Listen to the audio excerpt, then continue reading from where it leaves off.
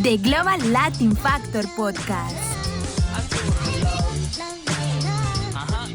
Welcome you and all to another episode of the Global Latin Factor Podcast, where we talk about Latino everything. Make sure you go and subscribe to the YouTube channel or wherever you listen to the podcast. We appreciate the ones. Help us reach our goal. Get to 1,000 subscribers so we can bring you more quality content and great Latinos like the one we have today. Today, we have a producer, engineer, recording artist, writer, and possibly future actor. Verified artist on Spotify. Steve Garcia, Steve G. What's going on, man? Kid Punch, also known. Yeah. Welcome to the podcast. Thank How you doing brother. today? Appreciate you having me, man. I'm good. How you doing? Good. How about you? How's your day been? Man, crazy, hectic. I got off work, my day job, and then went straight to the studio at home and started working on some records now that I can finally record and shit. You know what I'm saying? Oh, yeah. We're going to get into that, all that. But first, take care of some business. Preguntas al Chile. We got some graphics playing right now for the ones that are Preguntas not al Chile. on the YouTube. Go check it out. Little fun, little. Go check it out. Al Chile. Okay, here we go. You ready? Yes, sir. Tacos o tortas? Dang, tortas. Corn tortilla or flour tortillas? Man, flour. Gorditas or flautas? Flautas, for sure. Mexican Flour flautas. Flour flautas. There you go. Interesting. Mexican coca or jarritos? Jarritos, for sure. Agua de horchata, jamaica or tamarindo? Horchata. Man, you can't go wrong with that. Salsa verde, salsa roja? Verde, for sure. Menudo, pozole? That's a hard option. Pozole, though, I think. Mm-hmm. Yeah. Churro or flan?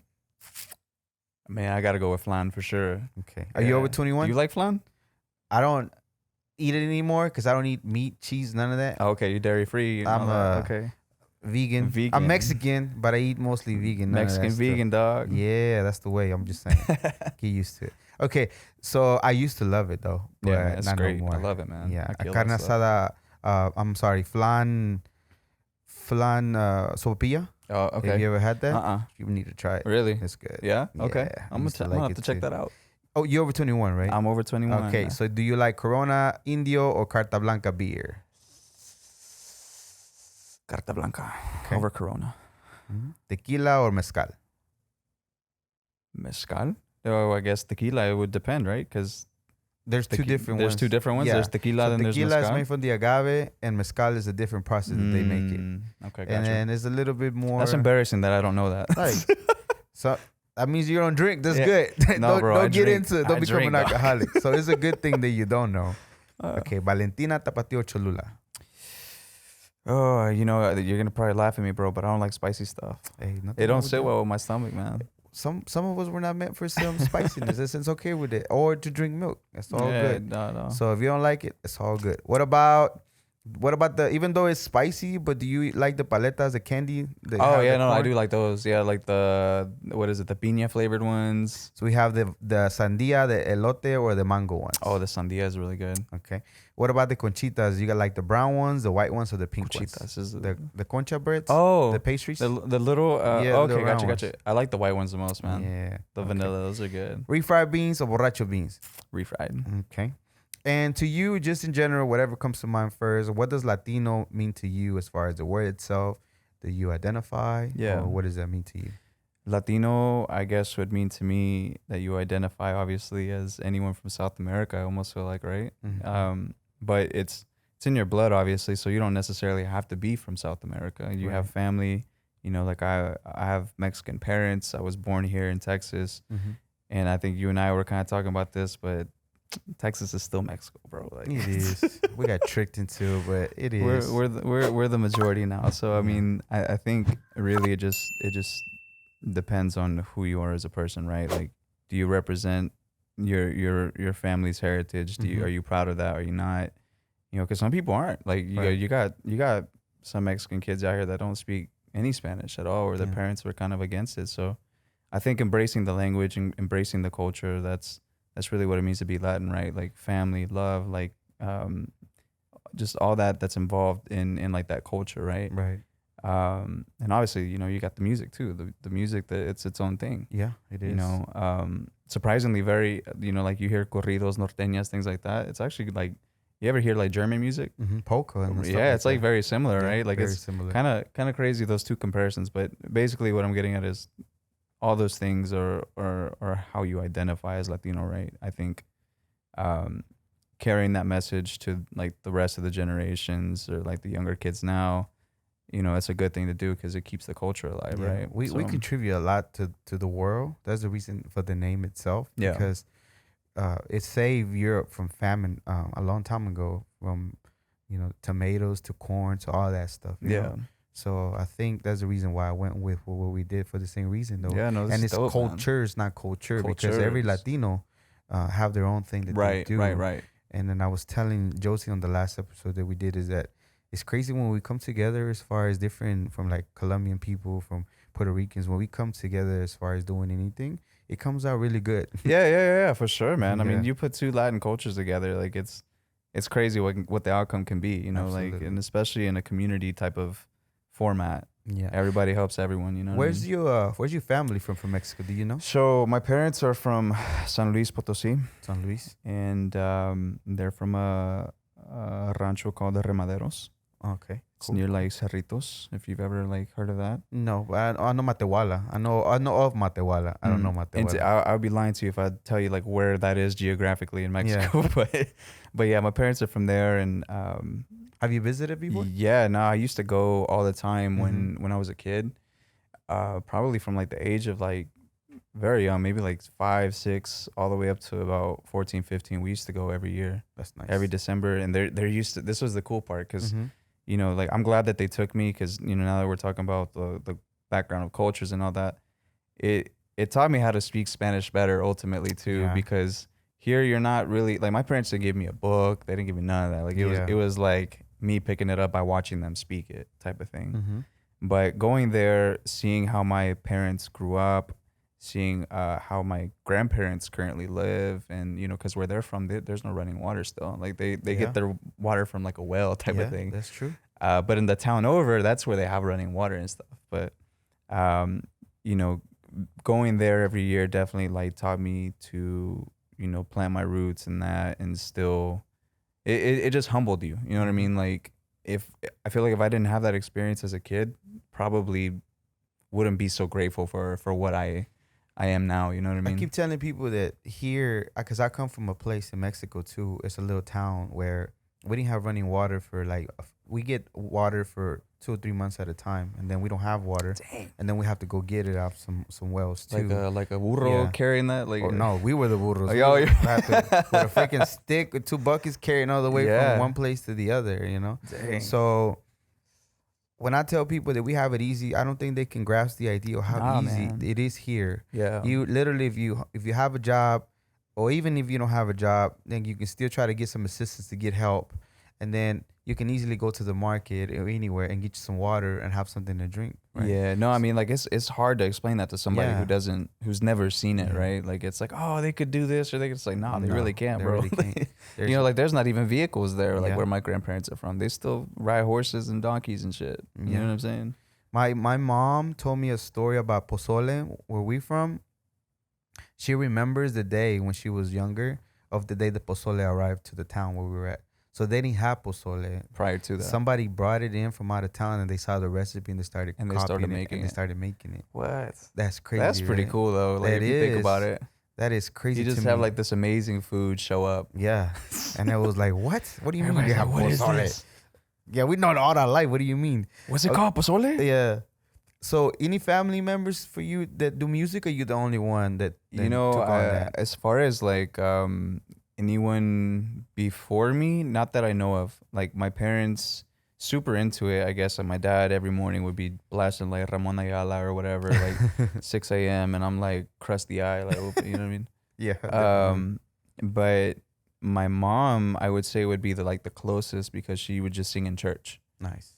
And or like like they would do like the rosarios at home. Oh, yeah, And yeah, then yeah. like my mom was the one that you could hear.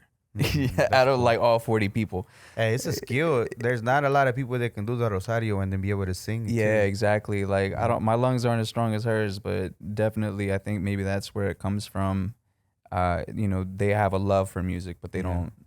make it. Or And Rosarios can go for a And while. Rosarios go for like 2-3 hours, depending Sometimes, on yeah. what's involved. You got Yeah. putting baby Jesus to rest, or you're waking him up, whatever it is.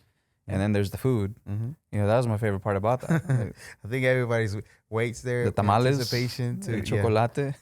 Okay, so you were born and raised in Texas, but there was a small town, right? What was the town? Yeah, it's a small town called Leonard. Leonard. Kind of like, I don't know, about 1,500 people, 2,000 people Mhm. around there. My graduating class was like 40. Really? Yeah, like it was small. Wow. Everybody It was knew small, everybody. small. And then I worked at the grocery store there too in Did you? town. Yeah. That's what's up. So like I knew everybody, bro. And then now you live here in the Dallas area, right? In Dallas. Yeah, I live in Okay. Dallas now. Do you remember the first song that you listened to? Because I remember you told me about hip hop, Man. and your brother introduced you to it by 8 or 9 years old. Yeah. But do you remember the actual song? Would be like, oh, Man, it's hard to say because obviously even before like my brother got close like that and we would do those things like there was stuff on radio, and I think at the time I was listening to like you remember Radio Disney, like Shaggy. yeah. And it's surprisingly they were playing it. Now that I think about it, Radio Disney playing Shaggy wasn't me, or like whatever. Like Who Let the Dogs Out? Yeah. You got songs like that I obviously heard first before like any like actual hip hop rap. But I think the first was probably, I want to say like Lil Flip.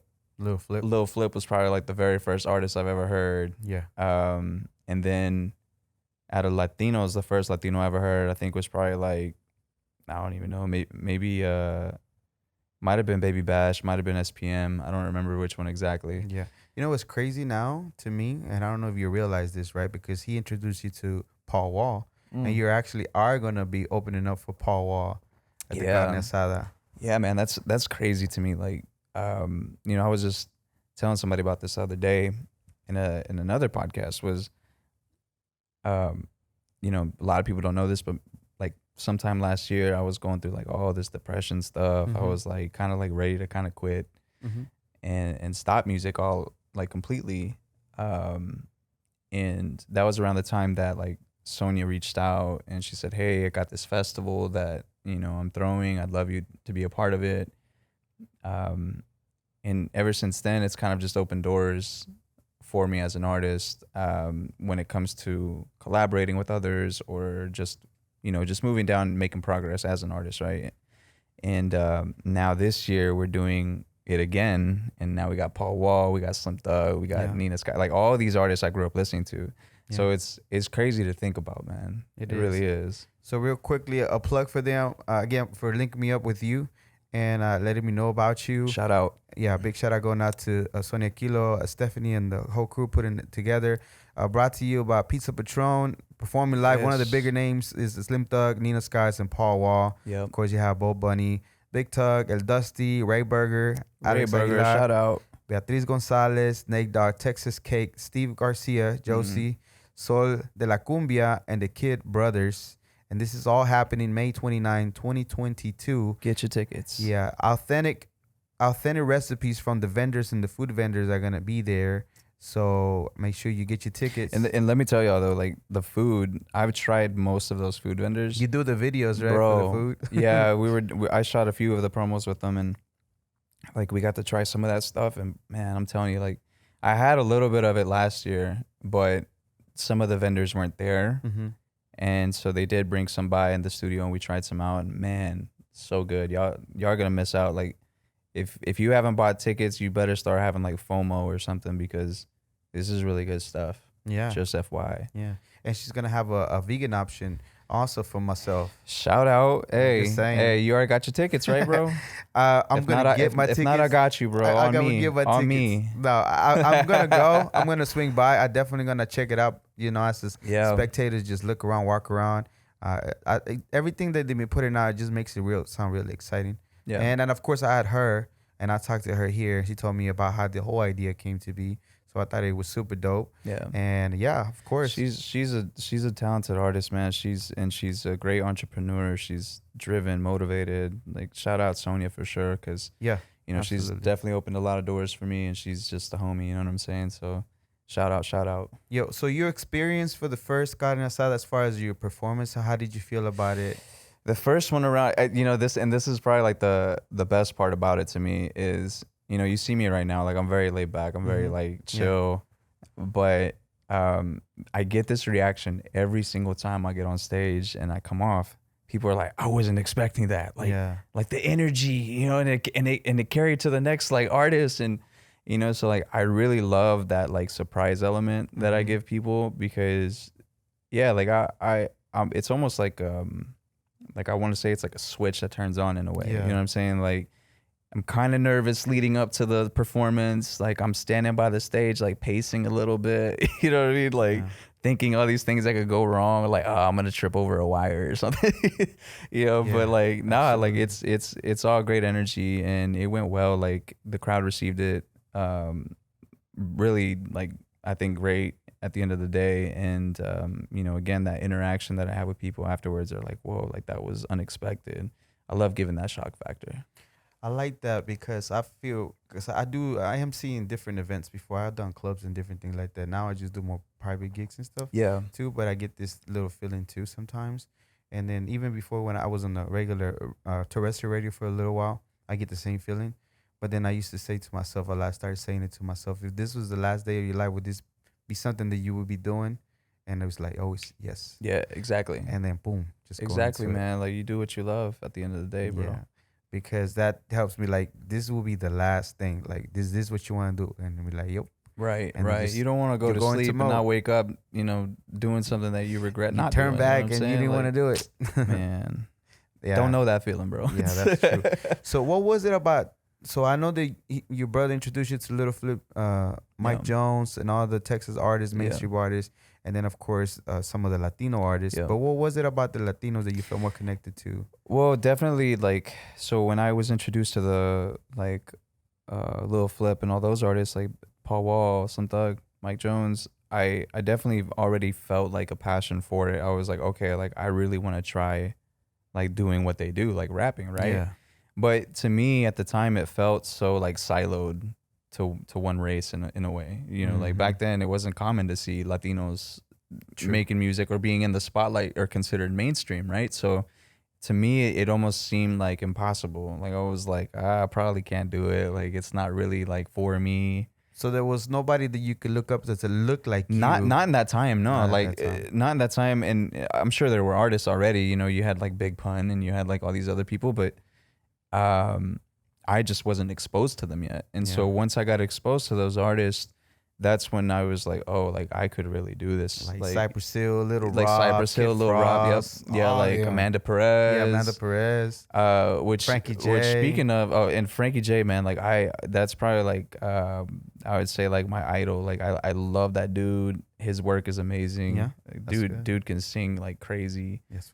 What were you going to say about Amanda? So what I was gonna say is, because we started talking about the Latino artists, like I actually got to open for like Lil Rob and Baby Bash and MC Magic earlier last year. Texas Theater. At Texas Theater. Yeah. And so that was a really cool experience. Had the Sinbad. I know the dude. Yeah, shout out Sinbad, man. That's the homie too. But yeah, we got to do that show, and that was wild for me too, just because again, those were like the first artists that influenced me in that way. And so to be able to open up for them and actually like do my music to their crowd, their audience, that was cool.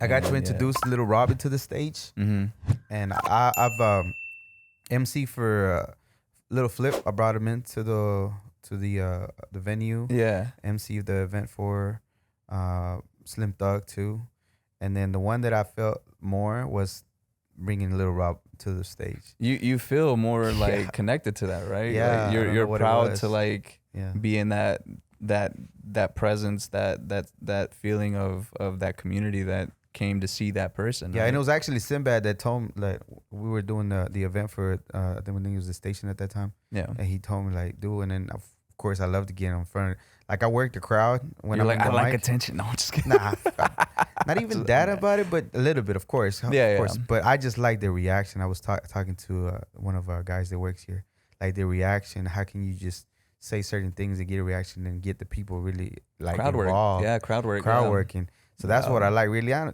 mean, they're not gonna know me probably, and I'm okay with that. But the fact But it's at the that energy. moment, It's the energy in that moment. at that moment that they were able to do certain things that felt a certain way, then I'm cool with that. If they want to remember, it's cool. If they don't, there's 8 billion people in the world. It feels really nice to have attention at times for that moment, but the moment itself of them, the way that they react, is just something priceless. Yeah, man. Crowd working is like one of the I think more fun things about the performances for sure, because you get to interact with them, you get to connect with them, and it makes them feel involved in your show. You know what I mean? So at the end of the day, it's about giving people like a good moment, a good feeling. Yeah, it's like a moment in time, right? Yeah, because you don't want people thinking about like their job while they're at a show. You want to like take their minds off that. You want to entertain them. They're there to see a show. They're there to have a good time. So crowd working is definitely something that I've been working on myself. But it's amazing whenever you get the reactions that you're asking for and the things that you're trying to accomplish and you see it happen. It's like probably like the dopest moments that you get. Whenever I used to MC for clubs, I used to go with that mentality too, that everybody's been working the whole freaking week. Yeah. And they get into Friday, Saturday, and they just want to get let loose. Yeah. And there's a moment in time, and at every club, it's about 12:31, where everybody just, they had a couple of beers, but they don't care about anything. You can see it on their faces. They're just like vibing to the max. And then you were in there just with them, and then you're like, oh, that's but that's why all the drunk uncles would be that way at parties, bro, because they're like, chambeamos toda la semana y ando pedo. Yeah. Hey, man, if they can relax, they worked all week, they deserve a little bit of something. Okay, so you started actually producing at 13 years old, right? Do you remember the system or the program, or how did you even begin to? Yeah, so the first program I used was FL Studio, Fruity Loops. Everyone's familiar with that one, I think. Yeah. And yeah, I didn't even have like a keyboard or anything. I just had the computer keyboard. So I was like using that to like do everything. The computer keyboards. Yeah. Really? Yeah, because you can have it to a setting where you can use the computer keyboard. Wow, like I didn't know that. Yeah, so it kind of maps it out like a piano in a way. Calm down, meaning Kanye West over here. You know what I'm saying, bro? Like for sure. That's cool, man. But everything I know, everything I've done is self-taught. You know, like YouTube videos and YouTube stuff? videos, tutorials, or just messing around and figuring things out. You know, from the writing to the producing to the recording and engineering, like that's all just self-taught things that I had way too much time as a kid, obviously. Like I just didn't go out like ever. I would just lock myself in my room and just like head down, focus on that all the time. But you save yourself so much money in studio time to having to be able to do those pieces. You know I mean, in the beginning, you know, like I still rented out studio time. You know, like I would go to the studio in Garland. I don't remember the exact name. I think it was some generic name like Garland Recording Studio or something like that. It was off like Shiloh or what's that road? I think it was like North Shiloh Road or something. But I used to go there, and up until maybe when I turned 15, I started buying like my own equipment because it started coming more like available to people. Yeah. And I was working since I was about, I would say 10, 11. You've been working since 10, 11? Yeah, like I've been doing, like I used to work with my uncle doing like landscaping stuff. And then once I turned 15, I actually got that job at the grocery store. Put him in jail, the Theo. Yeah. That's child labor. Hey, keep it on the low, bro. That's how I used to be, though. I started working at a car shop. My dad took me when I was 12, 13 years old. But did you ask to work, though? Were you? They just took you? They nah, bro. Me. See, I was always like, I want to work. Like take me with you. And I'll be honest, I'm Mexican, but I don't work like Mexican. I'm not trying to be mean, but it's true, bro. I'm not that type. I'm just like this type. Office type. I'm just this type. Office type. You know what I mean? Yeah. I mean, He said I'm office type. I could do the manual labor. No big deal. But preferably, shout out. I just rather chill. Hey, shout out to them. They work shout out really to the hard. office Mexicans too, bro. To all the Mexicanos, all the doctors and everything. Shout out to y'all. But again, this Mexican, I feel like my ancestors worked so many hours already, bro. Like, I'm tired, carried bro. over to you. Like, I'm not carrying this time. We'll stop. Hey, right my here. ancestors worked too hard, dog. It carried over to me. That's what I'm saying. Tired. We're gonna stop it right here. We're not gonna do that no more. So yeah. So you wanted to work at 10 years old? Yeah. No, I kept telling my uncle and my mom. I was like, "Can you ask my uncle if he's got work? Like, because I wanted to make money. I wanted to be able to afford stuff like that because so the main purpose was to buy studio stuff. Or what I did at the time, I was trying to buy features from artists too. At that time? At that time. Are you serious? Like, bro, I did my first what was that, like what was that money transfer, like it was a paper you would do before, like Western Union. Western Union. Uh-huh. So I actually have a song with Zigzag from the MB Riders, but I never released it because Why don't you because I now? was so self-conscious about like But you still the have it though. It's 2 years, right? I don't know. Yeah, I mean it's still mine. I don't know if I have the files anywhere, but like I have it somewhere because I pulled it up like maybe a Mhm. year ago. I remember that for sure. But You got the rights to I it. have that. Yeah, no, I have that. So I could still use the verse for sure at some other point, but I need to find access to that email again. You know what I'm saying? Yes. Find Anybody it. finds that password, holler at your boy. What? You Yeah. lost your password. Yeah, I don't know the password of that email. I had like 6 email But addresses. what as a what kid, age bro. were you when you actually? And how do you even connect with him to try to get a feature with him? It was through MySpace, I want to say, bro. Really? Like, yeah, it was either MySpace or it was something else. It was some social media, but Mhm. I just remember I connected with him, and it might have even been Facebook. I dropped a comment because he was saying something along the lines of like, whoever wants a feature, you know, blah blah blah to this email. All right. So I emailed, got the price, and I you know sent the money Western Union, and You want to say how much? it was like 300, 400. It wasn't Really? it wasn't that much at the time. So like he was one of the more affordable people that I could get Absolutely. on. But it's So- still within our community, and as far as the music, yeah, it's yeah, still yeah. a big deal. And to and us. to me, it was a big deal because I was like, oh, like this dude was a part of MB Riders, and MB Riders is legendary. Like, you know what I mean? Like that. yeah, And you know that goes to say for like MC Magic, like that was one who I was trying to get at the time too. But obviously he was way out of my price range at it's that still age. pricey right now. Yeah, and he's still pricey. But that was also, you know, jumping back to the performance at Texas Theater, like getting to like see him like do his pre-show warm up and set everything up was, man, it's dope. He does a Don't great even get me show started. live. Yeah, he does. All of them do. Little Rob, he does not miss a single lyric on his freaking verses. And you bro. know what's crazy? Like the longevity that those artists have had Yeah. when they're not on radio all the time, like these other pop artists. Mm-hmm. Wild. Okay, so it's a thing with Latinos, bro. Like if you're a Latino, if you get a hit, out of one hit, you can live for a long time getting booked. I feel in like different that's right, places. bro. Like, So yeah, it's true. I feel like it's true because I true. mean, you see all these artists that were in the spotlight at one point. They're still touring. Big Gemini Big Gemini. might not be the Yeah, biggest what, thing the here in Dallas. Hypnotized Sometimes record? they bring into bigger shows, but he goes to Arizona, New All the Mexico, time. and gets paid well all to the time, perform. bro. All the time. All the time. And he had that Hypnotized song Yep. and And a like couple other and ones. a couple of other ones, I think. But it wasn't And- album after album. It was just a couple songs, and he can keep them fed. you know? Yeah, and That's crazy. But that's wild, man. Like you get enough exposure on one song, like like you said, you live on it. But those forever. songs are classics, though. They the ones are. that They're they timeless have. records. Oh yeah, they're timeless records. Yeah, I like what's his name? Little Rob and MC Magic's performers. They do. Yeah, you know, you they, get they your bring money's they worth. bring the energy, and the people are like Yeah. singing word for word everything. Yeah. That's why that's the type of fan base I want. Like Absolutely. I want people singing back word for word, like what I'm out there singing. You know what I'm saying? I know exactly what you mean.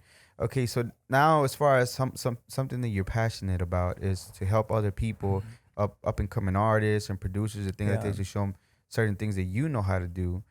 Why do you think it's important to you to do that? Definitely because I didn't have that as a independent artist growing up. I you know, and this is kind of shitty to say, but I would reach out to people for like help sometimes, and they would always get like, don't have the time for you, or like just some sort of answer where it's like just shutting you down, Mhm. really, you know. And it's like really you just need a little bit of guidance. And so you know, I think that actually really drove my want and my need to learn more on my own. And now that I'm more in a position, I guess, now to help others and people who haven't really had much experience yet, you know, Mhm. like I work with a couple of artists that they're fairly new into their careers, you know, maybe in the last 5 years or so. And, you know, I've given them beats for free. I've written stuff for them. I've given them free studio time, like just because I believe in them so much that I think that they are capable of Right. taking it to the next level, right? So I really enjoy doing that. I like writing for people. I like sharing ideas, any sort of advice, even if it's just registering for like where you can get your royalties and talking Mhm. through things like that. Because Yeah. at the end of the day, as an artist, you're a business, and if you don't know, you just don't know. Yeah, You I know, like so, that. I like yeah. that you think about it in that manner, right? Yeah. Because I like like I was telling Josie too. Like I like the fact that you were able to send me stuff immediately. Like, you know, and I'm not to say like I say jump and you say how high, but like it shows your professionalism Yeah. as far as how serious you are with it. You have to, because you man. have to take it as a business. Like I Exactly. was telling her, you got to treat it like if it's like a regular job. Because if you show up late, you'll Yeah. get fired or they'll talk to Hey, you. and I you was know? on time today, but that's considered late, so I already apologize for that, so bro. you were good. You were good. We exactly the time we needed to be here. We were already Yeah. expecting, and it was last minute too. Yeah. So, and I know you have things to do, but I do appreciate it. But No, yeah, man. like I was telling her, I saw an interview with Akon. I was talking about Eminem, and it said he goes to the studio at 9, takes a lunch, and leaves at Treats 5. it like a job. Like Yeah, a freaking like job, bro. because that way he has time to do stuff and Yeah, go he with his still has time family. for his family, his kids, Yeah. you know, things like that. And They're gonna grow up before he knows he hasn't even know who they are anymore, Exactly. and things like that. Exactly. But no, it's all about, for me, definitely helping artists and trying to get them through their own journey, right? Help them a little bit, guide them. And because, again, I think I really wanted that as a upcoming artist as Yeah. well. And now I have more of that support, right? Like I have like Sonia, for example. I have Stephanie and all them. Like they're really been helpful with opening doors and just teaching me things that I didn't know. Mm-hmm. So definitely I like to pass that along to other people and make sure that, you know, they at least have some sort of idea of what they want to do with their careers and that they understand what they're getting into. Yeah. And, you know, because as artists, like I post about this all the time, like you don't make much off of streaming. Mm-mm. You have to like jump over to other means of making money, whether that's, you know, engineering sessions, writing for other people, Studio sessions, merchandise, Yeah. you know, like that. Touring now is the thing, you know, that's how a lot of artists eat, even Yeah. the big major artists. Because they get to keep all that. They keep all that for themselves, and the themselves. label doesn't touch it, distributors don't touch it, but like you're streaming, distributors are touching that, labels, all those things. And then you're by yourself, putting it out by yourself. You the only. Yeah, and even as an independent artist, you're still getting money taken away from you from distributors Yeah. and whoever else gets Spotify involved. paying like a Yeah, cent. bro, they got me out here working for nothing. Okay, so let's touch back on that part whenever you were reaching out, because I want to get a little bit more perspective as far as that. Like, is that because they were well known and somewhat established, or why do you feel like they didn't want to help, or why? Nah, you know, it's I like this one artist that I'm talking about. I met him at a show here locally in Dallas. Mm-hmm. He approached me, right? We were doing like this open mic. He approached me and he was like, "Hey, can you like help me put some music on this USB?" He's like, I completely forgot to do this, or like blah blah. I don't remember the exact scenario, but he had given me this flash drive to put music on to give the DJ. I was like, yeah, for sure. And then he just started talking, got to know him a little bit. I saw him around after that. I started connecting with different producers. I told you I was a part of that Creators Factory initiative and being in their studio. And they were working with him as well. And we just kind of crossed paths. And him and I just became really good friends. And by the way, his name's Psyche Mind. Dope kid, young, really talented rapper, hip hop rapper.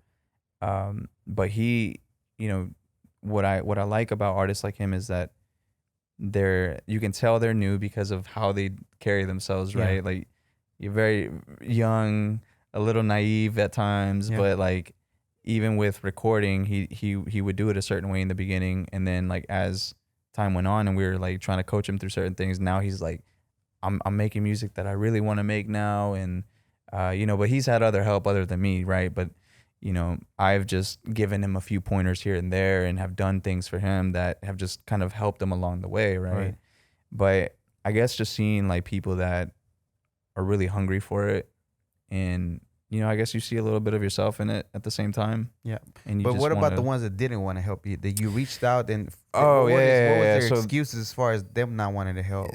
Maybe they didn't know either? I think that a lot of that was just they didn't know who I was. They didn't even have the time to even look into me, or you know, again, I was young, so probably were didn't they established artists already? Not really. I mean, like they were established in some sort of way, not on like a global scale by any means. More of like locally, and you know. But you felt like they know what they were doing, really, or maybe they just didn't know what they were doing either. Probably both, a little bit of both, right? Like they probably, you know, because nobody really has a blueprint, right, to the music business. It is sometimes it's just right timing, right place. Yeah, you know what I mean? Like absolutely. You know, excuse me. You know, you just have right time, right place, and it just happens for you. But for others, it's you got to take the long road sometimes. You know what I mean? So I don't know what it is. I really don't even think about it much anymore because I'm just like, that happened for a reason, obviously. Well, yeah, now you get to help and people. now I'm in a better position to do that for others. So it's not really something that I ever put too much thought into, but who knows? It could have been anything, man. It might have just been, people who didn't want to help. Yeah. They're maybe a little more self-centered or something. So that's true. Okay, so what about the acting part? Because I know you say you were interested in that. Where did that come from, and where's that growing from? I don't know, man. Like I don't know what it is, but like I'm always constantly like spewing back like lines from movies, comedy movies and stuff. And now what's your favorite line to say? You put me on the spot, bro. What is that one Will Ferrell line where he's always like, nobody knows what that means, but it's provocative. Oh, it's provocative. Like I'll drop randoms. Like if you ever hang out with me outside, like just at a bar or anything, like I'm just dropping random movie lines and I'm doing the facial expressions. I like the idea of acting, and I think that would be a cool route to go. Yeah, for sure. You're on TikTok doing those? Not yet, bro. Like I'm still trying to get the like timing down on some stuff, right? But I'm practicing. It's gonna come soon. That's what's up. Yeah. And so you like to be involved with the community help. You were part of a toy drive, if I'm not mistaken. Yes. Why do you feel it's important to work with the community or help out the community? Definitely, I would say I have a really like soft spot for people that are a little less unfortunate than you, right? I guess the proper term is less fortunate, not less unfortunate. And so just seeing, like, for example, at that toy drive that we did, like we brought toys, we got to see at the end of the show how many toys had been collected, and just thinking of like how many kids were gonna like have something for Christmas, right? Like just something in general like that. But at the same time, like even during that show, I had another experience, and it was this homeless guy who was walking around with his dog that was like hurt. He had a bandage on his leg. And I was on stage, like it was funny. So it was like this makeshift stage on a trailer where they were putting all the toys and everything. And so I'm performing. This guy like comes around, and I see him like dancing in front of the stage, like getting it in. And he's walking with his dog, and I like signal him to come up. And he comes up on stage, and he's dancing around with his dog. He hands me the leash, and then I'm dancing around with the dog while I'm performing. Like it was just a cool vibe because I got to see him leave, and he just had like the biggest smile on his face, and he was just really happy. Yeah, and I could tell I made his day, by involving him in that, and that made me feel good too. So that was dope. Like super dope. And I have clips of that. I need to post that because that was probably like one of the coolest moments as an artist. It sounds like. But yeah, like doing more things like that involved in the community, like whether it's toy drives, whether it's like food drives. I've done those before, where I'm actually like packing the cans and everything in boxes, getting them ready to ship. Like I've worked those before. I just like helping people out and doing my part to make sure that people get something, right? That's appreciated, bro, because they say a lot. It doesn't cost a lot to be a good person, but sometimes a lot of people don't want to take the extra step just to do anything just because. Like people have a hard time giving even just someone on the side of the road like $1. Yeah. Because they always think like, well, they're probably just using it for drugs. But it's none of your business. But it's none of your business what they use it for. Like it's the intention, right? Like you mean to give them money so that they can do something good for themselves, or in the worst case scenario, you don't have cash, but you just left the restaurant with leftovers. Like I'll offer that. Yeah. And or some water or something like right? that. Like just anything. And if they're grateful for it, they're gonna take it. They'll accept it. And if they don't want it, then obviously, then they wanted money for something else or something. But that's not any of your business at the end of the day. I feel you right? on that, because I used to think about the same thing sometimes in my mind. But then I started thinking like, it's none of my business. Like my intention, if I see the person and I really feel But that's growth, bro. Yeah, that's growth. And so everybody will feel like that at some point probably. Yeah. But if you just accept the thought of like, I'm intending to help somebody, that's what really matters. Like even when somebody steals from you, it sounds funny, right? But whenever somebody steals, like maybe they needed that stuff, Like it sucks that they took it from you, but like okay, maybe I needed it. Like look, man, anybody steals my lunch, I'm getting mad. That's all I'm saying. Well, that's hangry. You'll be hangry, but it's just I can't forgive anyone touching my food, dog. But I'm just saying, like up to even that point, after just in general in life, after a while, you're just like, it is. What it is. It is what it is, man. You just do it with the intention, let it be. Okay, so now you have a new song that's coming up and it's dropping. Tell us about that. Yeah, that's dropping April 29th, so at the end of this month. It's called Tu Sabes, and it is produced by Ray Berger. Meaning the beat was made by Ray Berger. And honestly, like I've been holding on to this song for like the last 2.5 years. Why is that? Don't even get me started, bro. Like Why? I've been like just so I had like Mr. Procrastinator. Why? Yeah, no, it's more of like Mr. Perfectionist because okay. like I had recorded it at one point. We did like this little demo. I didn't like it. Ray almost ended up kind of scrapping it, and not intentionally, but it was just because we both kind of put it to the side. And then one day I was thinking about it. I was like, bro, I was like, whatever happened to that beat that you had sent me that one time?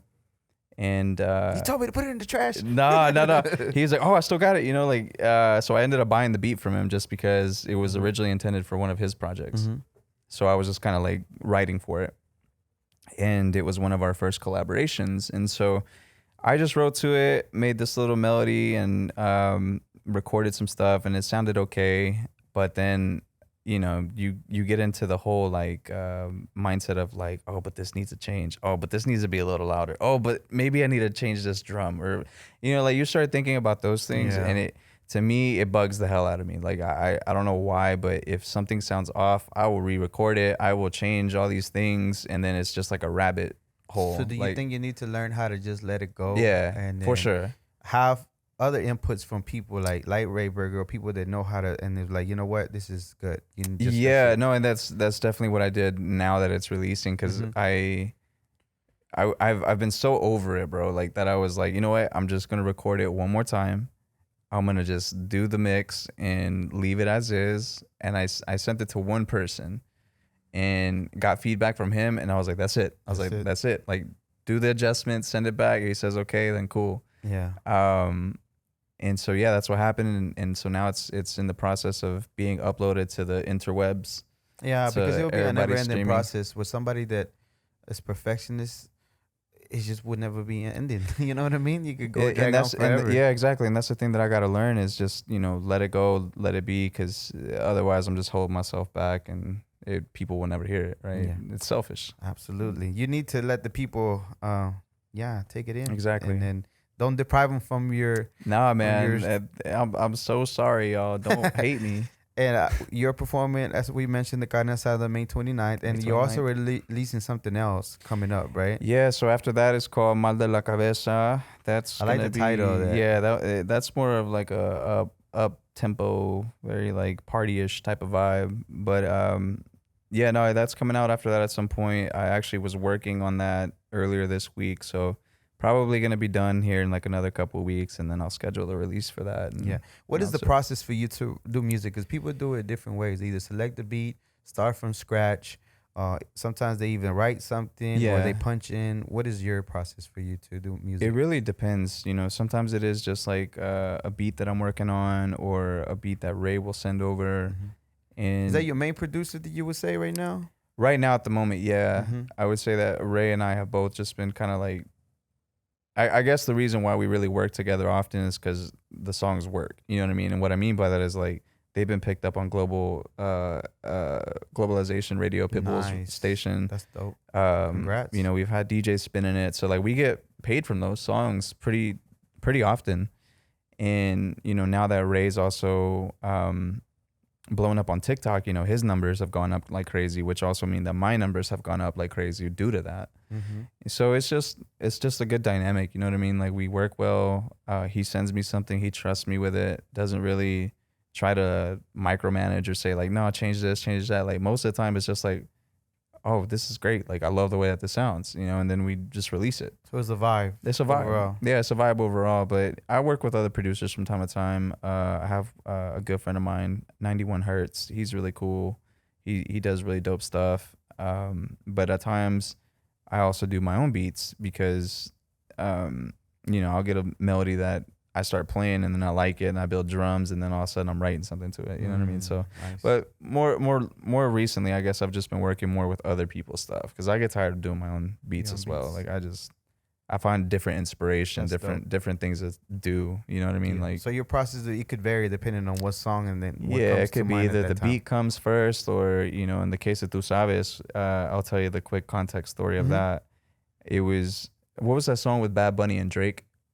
Mia. Dile que tú eres mi. Yeah, that one. Yeah. So I was having horrible writer's block, right? Like horrible. I could not write a song to save my life for like a good 3 months. And it was frustrating. And so one day Ray hits me up and he's like, hey, write to this beat. And I open the YouTube link and it's the Mia song. He's like, write to this, like do your own version of this song. And so I started writing the lyrics to Tu Sabes basically. And then I sent him those lyrics and he built the beat around it basically. And he was like, what do you think of this? And then just as time went on, we changed a few things, re-recorded, and so it just kind of developed into what it is. How many versions of it is there, do you think, total? A lot? There's a lot, bro. Like I and this is funny, you'll hear producers say this, but we really do save files like, Tu Sabes version 2.2 drum lower 2 decibel. Like that's the title of as you save it as, because you have to have references after so many versions. But I've done it to the point where it's like I've mixed something to the point where it just sounds horrible. It was sounding good and then I just overdid something and then it's just like, what is this? Overkill on it. Yeah, and so then, things get scrapped or just pushed back or on hold, whatever. But that's dope. We're learning to let go, right? We're learning to let go and just I think release it's stuff. like you said, you can't keep the people waiting and just deprive them of something that could be great. Exactly. So we'll see where this one goes. And I think it'll be a great record and people have already been kind of reacting to it very well on the little preview that I posted on Instagram. Okay. So one thing that I have, maybe I wasn't able to find, or maybe I'm not good. I didn't see any visuals for you. I don't do a lot of videos, and I think a lot of that before was just I didn't have the funds. Okay.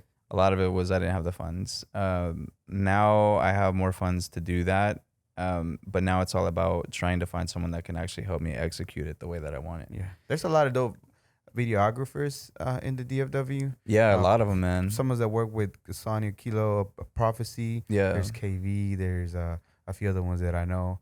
It just depending on yeah, your definitely. budget. I'm definitely gonna connect with a few of those guys because I've seen their work, and again, being the perfectionist that I am, I want the visual to be a certain way. Yeah. And the times that I've had treatments written for these songs, it hasn't been what I envisioned for it yet. So we'll keep working on it. But yeah, there's going to be more videos for sure. Sonia and I literally, she's like, hey, we got to do a video. Hey, we got to do a video. And I'm just like, I know we got to do a video. No, she's all about that, but it's like a thing. Like there's like one like peanut butter and jelly with them, right? Yeah. I mean, like it's important to have visuals for when you drop a record, for sure, because it hits more when people have something to see, and that's a trend that I noticed last year. I was like, well, songs that have videos take off, you know what I mean? So it's definitely more of just, I guess, now me trying to find that person that can really help me execute what I want to bring to life. The Pursuit of Happiness song with Kid Cudi, it didn't blow up till after the movie. Yeah. And that's because people started getting a visual of it. And then, of course, the song itself just became a massive thing. Yeah, the song. But you needed like a visual thing to be referenced to. Yeah. To be able to give the idea what kind of vibe. It was. Yeah. It gave people that like, this is dope. Like. So I get it. Don't get me wrong. I understand you and the artist and the budget's not there. It took me a long time to get the budget to get this going. But it costs money. But at the same time, now that you're in a better, I'm telling you, it's gonna take it to another level. It's definitely gonna take it to another level. Yeah. And trust me, like I've even gone as far as starting to write the treatments myself because I was like, you know what? Because this is your vision, right? Yeah, it's my vision. So it's just more of whiteboarding. So that way, when I do approach somebody, they know like, okay, this is what you want. This is what you're trying to do and accomplish. And again, those are things that as an artist that I've had to learn. Because nobody again has taught me anything. Everything I know I've learned and just from seeing other people and the way that they carry themselves, like, you whiteboard this and you have examples of this and you set up calls and it's a business at the end of the day, right? So but they're gonna come soon for sure. Yeah, and then I'm pretty sure, and I can't wait to see the final products. All right, so we're running short on time. You got any shout outs, anything? Yeah, man. Shout out to everybody that has bought tickets to the Carne Asada for May 29th. I'm in the lead here. Not gonna brag, but I'm in the lead as an independent artist selling tickets there. But not to brag. Nice. But no, shout out to everybody that's been supportive. Shout out to Sonia. Shout out to Steph, DJ Elusive, all you guys. Shout out Creators Factory. for always supporting your boy. And shout out Global Latin Podcast, man. Like you guys, Thank you. you know, Appreciate it. you guys are holding it down for the Latinos. So appreciate you guys having me on for sure. Thank you. And big shout out going out to Sonia for the assist. It was last minute, but Alley-oop. The alley-oop, and I appreciate it. So, Yes, sir. thank you again for coming. And For sure. I'm proud of you, bro, for the fact that Thank you you. came from a smaller town Yep. to a bigger town and you started working. And if everything gets taken away from you, the fact that you can still replicate everything because you've been teaching yourself, Yeah. that's super, super dope. Exactly. And I feel like, again, everybody's music now is really globally, touches different places. So to me, you are a global Latin factor. So Appreciate Steve it, bro. Garcia, you're a global Latin factor. Hey. I appreciate it. Appreciate it, And man. last question, if anybody was to Google you or search you years from now on some kind of search engine, what do you hope or expect from them to find from you? A sex tape. No, I'm just kidding. Man, I really just I would love for them to see, you know, I guess the vision that I'm trying to bring to life with, like how we mentioned with the videos and all that, and just really enjoy the vibe that they see, listen to the music, and just really appreciate it in a way that, you know, has that longevity that we were speaking about earlier. Because I definitely feel like I could be that essentially, and you know, it's all about growing and slowly, you know, scaling and getting to that point. But definitely want to have people just taking away the good vibes, the good music, jamming out, and yeah, basically that's it, man. That's dope. Yeah, That's dope. for sure. All right, man. Well, this was another episode of the Global Latin Factor podcast. Remember, we are just like you. We are the spice in this melting pot that it is the world. Until next time.